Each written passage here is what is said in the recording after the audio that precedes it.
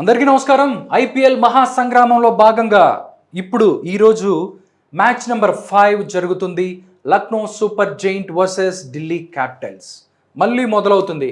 ఎవరు గెలుస్తారు ఏంటంది, ఎవరి దమ్ము వాళ్ళు చూపించడానికి రెండు జట్లు కూడా రెడీ అయిపోతున్నాయి. ఒక్కసారి విజయ్ ఉన్నారు. హౌ విజయ్, ఎలా ఉంది నిన్న దెబ్బ? హౌ మీకు కూడా చావు తప్పి నిన్న మా బల్లె బల్లె బల్లె టీం ఎవరైతే మనం సపోర్ట్ చేసామో మన టీం గెలిచింది. ఎలా అనిపిస్తుంది అంటే నిన్న మ్యాచ్ చూసిన తర్వాత నీ అంచనాలు ఎక్కడ తలకిందులు అయ్యాయి అంటే ఏం చెప్తావు బాబు? యాక్చువల్గా పిచ్ గ్రిప్ అవ్వాలి లెక్క ప్రకారం సెకండ్ ఇన్నింగ్స్లో. ఓకే, కానీ వీళ్ళ అదృష్టం ఏంటంటే పంజాబ్ కింగ్స్ది వాళ్ళు బ్యాటింగ్ వచ్చే టైంకి చిన్నగా డ్రిజిల్ స్టార్ట్ అయింది. అవును, నేను అనుకున్నాను మ్యాచ్ క్లోజ్ క్యాంప్ పెట్టిన ప్రతిసారి వర్షం కనపడుతుంది, నేను ఎందుకు మ్యాచ్ ఇంకా కంటిన్యూ చేస్తున్నారు, పంపించేయాలి కదా అని చెప్పి నేను దానికి చూస్తున్నాను.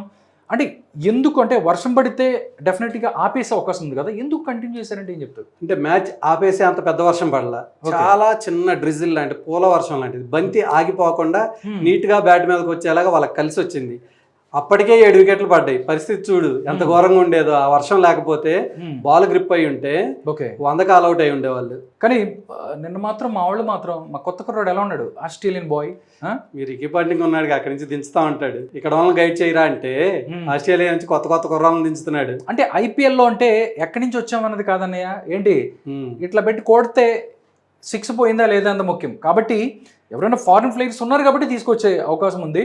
కానీ నిన్న ఎవరైతే కొత్తగా వచ్చిన ప్లేయర్ ఎవరైతే ఉన్నారో పంజాబ్ కింగ్స్కి చాలా ప్లస్ చేశాడు కూపర్ కొనాలి. నిజంగా ఒక 6 చూసాను విజయ్, ఇలా పెట్టి కొడితే డమ్ భలే ఆడాడు, సూపర్ కొట్టాడు. 103 మీటర్లు 6 కొట్టాడు. రషీద్ ఖాన్ మరి ఆ పిచ్ కన్నా దారుణమైన బౌలింగ్ వేసాడు.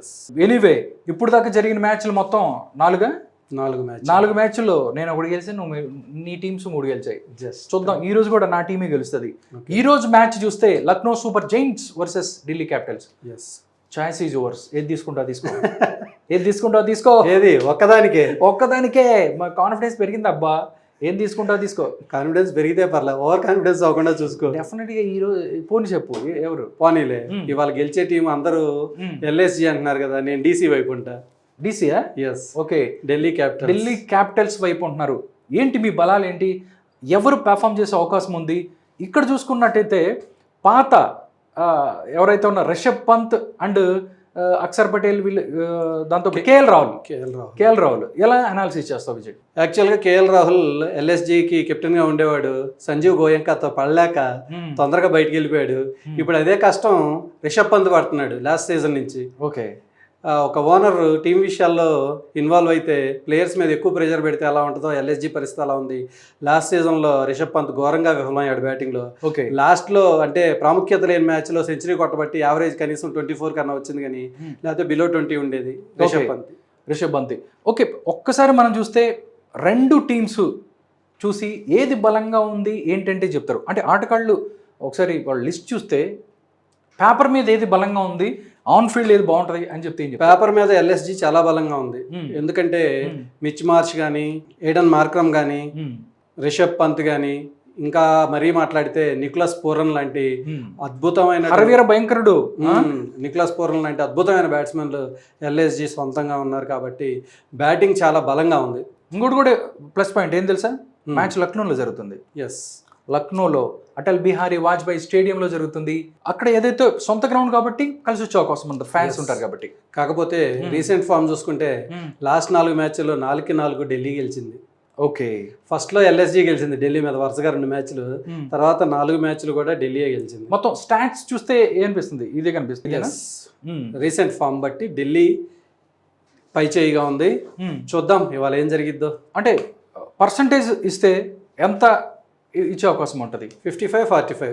55 ఏంటి, 45 ఏంటి? 55 ఢిల్లీ నా దృష్టిలో. Okay, 45 LSG. 55 ఇవ్వడానికి ఢిల్లీకి ఉన్న బలం ఏంటని మీరు ఎక్స్పెక్ట్ చేస్తున్నారు విజయ్? అంటే ఐపీఎల్ రీసెంట్ యాక్షన్లో బౌలింగ్ మీద హైయెస్ట్ స్పెండ్ చేసింది ఢిల్లీ క్యాపిటల్స్. ఓకే, తన బౌలింగ్ డిపార్ట్మెంట్ని బలోపేతం చేసుకోవడానికి దగ్గర 76 కోట్ల రూపాయలు ఖర్చు పెట్టింది. తన పర్సు మొత్తం బౌలర్స్ మీద పెట్టింది.